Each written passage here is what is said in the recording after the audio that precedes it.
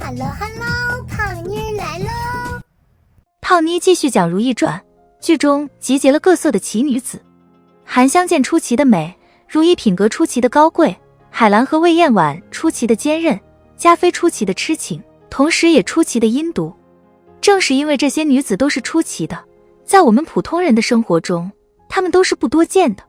反倒是平淡无奇的纯妃，最像我们身边的某个远房表姐、单位同事王姐，亦或是某个同学的母亲。纯妃出身不高，长相平平，拥有大部分普通人所拥有的优点，比如性格和气，见谁都笑，在不伤害自己利益的情况下，也愿意对别人伸出援手，帮点小忙。这些倒是跟《甄嬛传》的静妃挺像。同时，她也具备很多普通人所具备的缺点，没有独立价值观体系，生活上随波逐流，容易被洗脑，以亲疏和关系远近作为指导自己行为的标准，而不是公理与道德。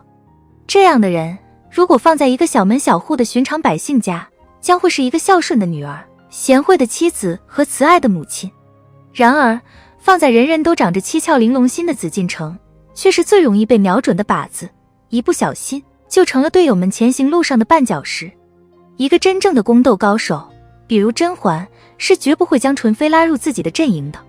倒是如懿，本性就不好斗，觉得大家相安无事最好，才会肯接受纯妃，原谅她在富察皇后去世期间，因为内心膨胀而滋生出的傲慢与攻击，并对她的死报以真正的同情。纯妃值得同情吗？胖妮认为是值得的。看看她的一生吧，之所以被纳入王府，不是因为家世好，不是因为长相美，不是因为有才气，更不是因为与宝亲王情投意合，而是因为体型看起来好生养。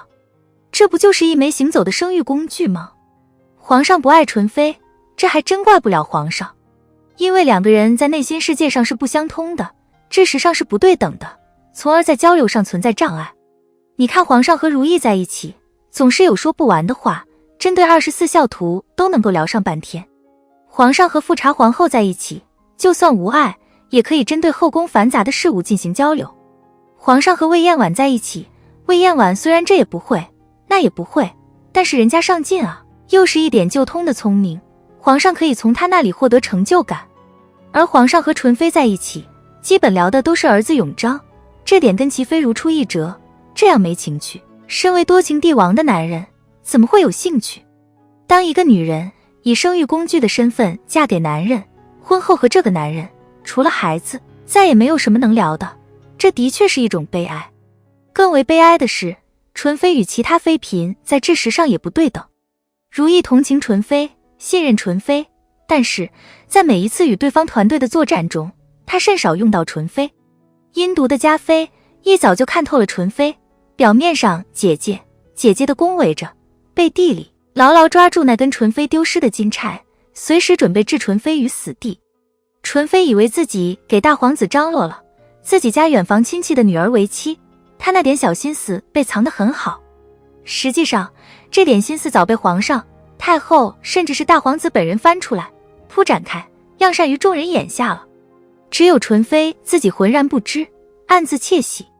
纯妃在宫中的处境，就像是被关在一座用特殊材质做成的玻璃房子里，外面的人可以看到她的一举一动，而她努力向外望去，却是混沌一片。如果你我是纯妃，能做到不惶恐吗？惶恐就是纯妃这些年在宫中生活的基调。她对周围所有事情的走向缺少最基本的认知、预测和控制。她不知道皇上什么时候会批评永璋，不知道某个和她关系很好的妃嫔什么时候就会突然摘下面具，露出狰狞的一面。她不知道为什么海兰说在富察皇后的葬礼上不哭是对的，永璋照做之后还挨了皇上的骂。最后纯妃的死也是源于恐慌到了极致，她不知道永璋这次能不能翻身，不知道皇上对他们母子的惩罚会突然升级到什么程度。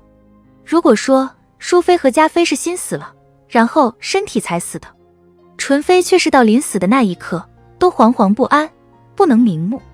封建社会的女人不能主宰自己命运，误打误撞入宫的纯妃，就像是一个本来严丝合缝的行李箱中被硬生生塞进来的一件多余的物件。她不属于那个环境，她找不到自己的位置，他的一生全部都是扭曲的。生活在现代社会的我们，终其一生最重要的课题，不是励志派所说的努力向上爬，而是从精神世界中伸出敏锐的触角，感受周围环境，知道什么时候向前走，什么时候停留，明确自己属于什么样的圈子，什么样的环境，能够滋生怎样的舒适和喜悦。如懿传的最后，如懿说，要是郎华啊、西月啊、绿云啊、一欢啊，他们都在，那多好啊。